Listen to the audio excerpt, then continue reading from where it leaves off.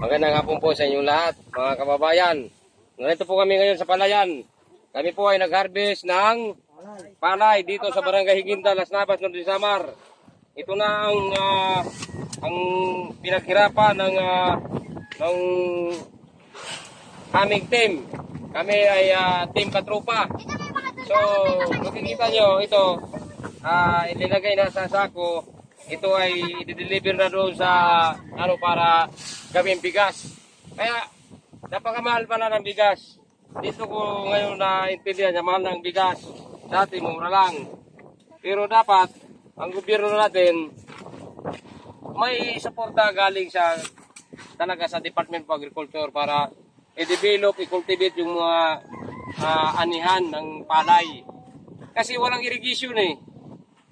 Tingnan mo sila oh. Ayan oh. Ayan. Videoin mo. Ayan oh. Sasaka ka. Ayan, ayun oh. Ayun oh. Ayan oh. Video ka tara, video. Mga nagagapas yan. Bato. Ako naman ay nagtatahi ng harvest. Ano?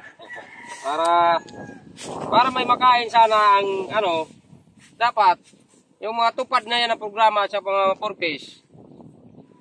Dahil naging tamad yung mga tao sa barangay, yung iba hindi nagsasali maggapas. Mabuti ito, mababait, nagtatanim ng palay, sila nag-aani. Darating ang araw, baka wala nang mag-aani kasi yung mga bata hindi tinuturuan. Kaya ngayon, nandito ako, tinuturuan ko yan, ayan o. Magkapas yan ha, magtanim ng palay, paglaki nyo ha, walang tamad-tamad. Oh, okay? Ha? Okay ba? Okay. Ha? Sabihin nyo, okay, sabihin mo. Okay. Good luck. Oh, ayan. Ayan, si Manay Sinayda, oh. Tapos na siya magagapas. Tapos na siya magtanggal ng ipa ng palay. Ito si, yung pinsan ko, si Jeffrey, ayan oh. Matibay yan. Tanim at saka gapas. Ayan oh. Ayan oh. Malapit na matapos. Ayan. Tingnan nyo yan. Diba? Pag ikaw daw ay may itinanim, ikaw ay mayroon aanihin.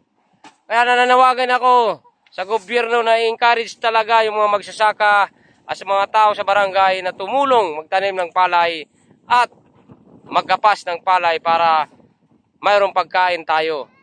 Kaya Pangulong BBM, kailangan namin ng yung suporta, post-harvest facilities. Kailangan namin ng traktor, kailangan namin ng dresser. Kailangan namin ng mga makina dito at irrigation. Yung Northern Samar, napakalawak ng lupain pero hindi pa natatapos ang irrigation canal.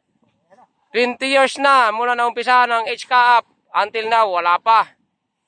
Oh, hindi pa dito dumating sa amin. Las Navas sa Barangay Higinta, Barangay Lourdes, Barangay Bugtusan, Barangay Lumalawag, Barangay Bugay, Barangay San Andres ay nangangailangan ng water supply. Maraming salamat sa inyong lahat. God bless sa mga nakikinig. Paki-share at saka paki-comment na lang po. Salamat.